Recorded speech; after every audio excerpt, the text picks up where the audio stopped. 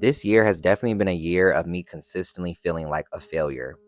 I felt like a failure at the beginning of this year, back in February around my birthday, when I realized that I was not going to graduate in May of this year. I wasn't going to graduate along with my friends and other people I met along the way in college when they were going to graduate and evolve into the next stage of life.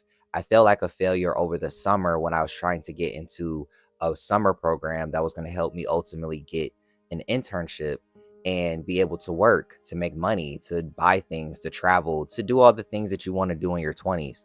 And I struggled with just getting a job. I don't have my degree yet. I'm very close to having my degree, but even so, I have a resume and I could not find a job. And all that stuff leads you to feel bitter. I felt very bitter.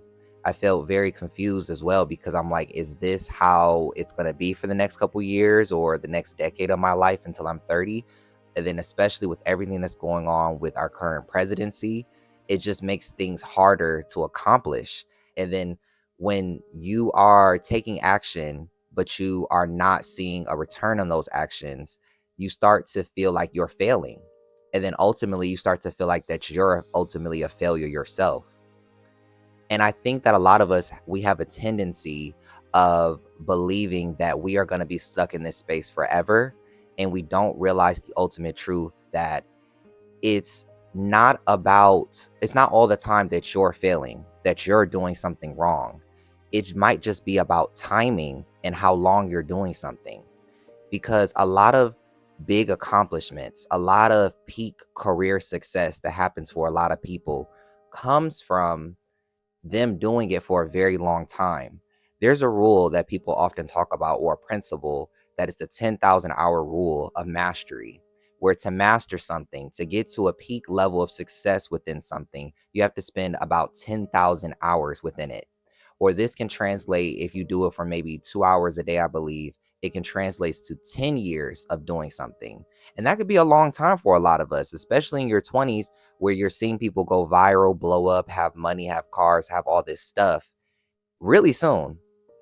But a lot of times when we look at our famous celebrities, our famous actors, our famous anybody, they have spent 10 years of time to get to that level. Think about a doctor spending 10 years to get to the peak level of income. Think about a psychologist spending 10 years to get to peak level of income. I think about Viola Davis, who spent 10 years, got her master's degree. I think about Chappell Roan, who's been making music for 10 years. I think about Sabrina Carpenter, who's been making music for 10 years. I think about Charlie XCX, who's been making music for 10 years. I think about Beyonce, who's been making music for over 10 years. To get to that peak level of success, to reach these ultimate goals that a lot of us have, it takes a long time. It takes repetition. This is where the context of the story, I guess you could say it matters more or it matters less, but what I'm saying is that it's about the numbers. It's about how long you've been doing something. How much have you been doing it? How much energy have you been putting into it? So, just because I didn't graduate at the beginning of this year, that doesn't mean anything. I'm graduating at the end of the year now. But even if I wasn't graduating at the end of the year, I could graduate next year. And if I wasn't even graduating next year, I could graduate the year after that. But it's not about that. It's not about this doing stuff quickly. It's about having mastery in what you're doing. It ultimately is about, did I go to school? Did I learn something? Did I achieve my goals within school? Did I use the resources that I had? Even when it comes to dating, this can apply. Dating is a numbers game, because if you stick to dating or talking to one person a year, it's going to be much harder to get into a relationship when you're not actively dating and talking to multiple people. If you're not actively talking to like multiple people, and I'm not talking about sleeping with those people, I'm talking about getting to actually know the person. If you're not talking to 5, 10 different people, I don't know, a year or every couple months or so, you're decreasing your odds of actually finding that relationship that you want, because dating is a numbers game. It is about connection, but it's also about meeting a lot of people, going on a lot of dates, and doing your best to make the connections. Don't get me wrong, but it's about going out and exploring all your options with people, talking to people that you never thought you would talk to, forgetting about height for a second, forgetting about looks sometimes for a second, sometimes even forgetting about income. and being able to explore multiple options. You have to think about this goal that I have. Am I putting the amount of hours that I want into it? And am I setting a realistic timeline of this happening?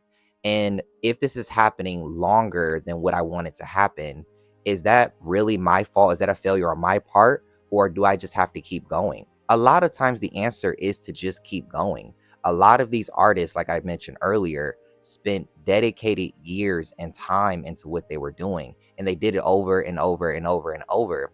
And if you keep doing something over and over and over, and especially if you're improving at it, you're improving at dating, you're improving at your schoolwork, you're improving at your job, you're improving at your videos, your art, over time, if you do enough things and you do it a long time and you're doing it good over time, eventually you're going to reach the goal or success or income or money or whatever that you want to have if you just keep doing it. Yes, we have to be skillful about how we do it, but a lot of times we always forget about how much we're doing it. You know, you may be a really good lover, you may really treat people well, but how many people are you realistically dating in a year? How many people are you realistically getting to know? How many times are you actually going out to wherever you want to meet the person, a cafe, a bar, a club, wherever? How many dates are you going on? How many clubs are you going to? How many people are you talking to? These numbers matter. This is why we have statistics when you go to a business, why they do data analyzation. This is why they do it. You can't have a successful business without looking at the numbers. The numbers do add to context here. And a lot of us are beating ourselves up like I was. And we're not realizing, okay, it just may be a numbers thing.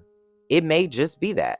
It may be statistically, a lot of people don't graduate in exactly 4 years. That's something that I had to find out. A lot of people that weren't in my immediate circle of people were people that graduated 1 semester late or 2 semesters later or even a few years later. But it really doesn't matter because it's about your own personal journey. It's not about trying to rush. You know, it's about getting what you want out of life. It's getting what you personally want. So if you personally want this thing, you personally have to embark on the journey. It's not a trip. A lot of us try to make this stuff a trip. It's a journey. And it's a journey filled with repetition, consistency, boring moments. And if we really want to expand our success and make sure that it happens, we have to focus on the long term.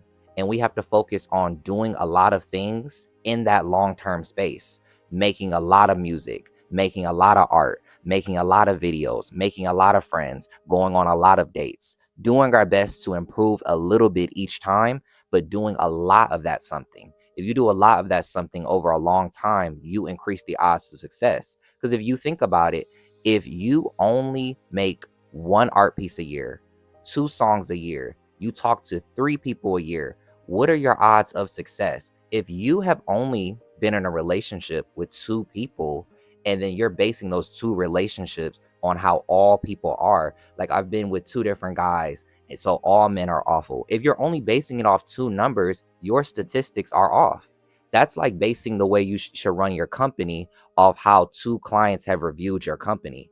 2 Amazon reviews doesn't mean that the product is bad because there's a billion people on earth. There's way more people. Your sample size is too small. This is what we learn in science. The sample size has to be enough to the point where we can actually analyze the data accurately. So when it comes to your dating life and you're not satisfied with it, analyze how many people have you actually talked to. And then after you answer that question, how many people that actually had your values, that people that you actually vetted, people that you actually thought were attractive, how many of those people have you talked to? Because that's where the context comes back in alongside the numbers. Don't just talk to 100 random people all the time. Talk to 100 people that you selected and that makes sense for you and see how it goes. I think if you keep doing that over time, you eventually are going to end up in a relationship with somebody, and it will probably be a decent relationship, but you have to go through that process. And also, going through a lot of people, dating wise, and doing something over and over, it teaches you a lot each time. If you're willing to sit and be aware of what's happening every time you deal with someone or something, you're learning each time. And me being in school longer has actually made me have more reverence and respect for learning, for reading, for professors, for all of it in the experience. I was so focused on trying to rush out of this experience of undergrad, mainly because it's expensive, because like I don't want to keep paying money forever, of course. But I was trying to always rush out this experience without really taking it in, and I wasn't appreciating it. So even though you may be somewhere where you are in life right now where it's not exactly satisfying, learn how to meditate within it and find what's satisfying about it. I bet there's some lessons you can extract from whatever painful experience that you currently are perceiving. You may be seeing it a certain way, but if you learn to relax within the situation and accept the situation, you'll see it differently. I was reading this book and it was talking about the fact that this guy was at a retreat, and basically he was meditating and there was a buzz saw in the next room. And basically when he was meditating over time and this buzz saw was going off weekly at the retreat, he eventually started to allow the sound of the buzzsaw and he meditated alongside it. And then eventually he started to appreciate the sound of the buzzsaw. It kind of became like white noise to him. We've heard of white noise, the stuff you put on the background to go to sleep and stuff like that. He was able to turn a normally annoying sound of a buzzsaw into something that actually was soothing and relaxing and extracted a moment from it. And we are able to do this with a lot of things in life if we allow ourselves to stop rejecting and resisting it. So, with that being said, I hope you guys really enjoyed this video. I hope something that I said was of value to you. Don't forget to like, comment, subscribe, do all those amazing, beautiful things. I know that I'm going to be successful with due time, with due consistency, and I know you will with due time and due consistency. So, I will see you guys in my next video. See you later.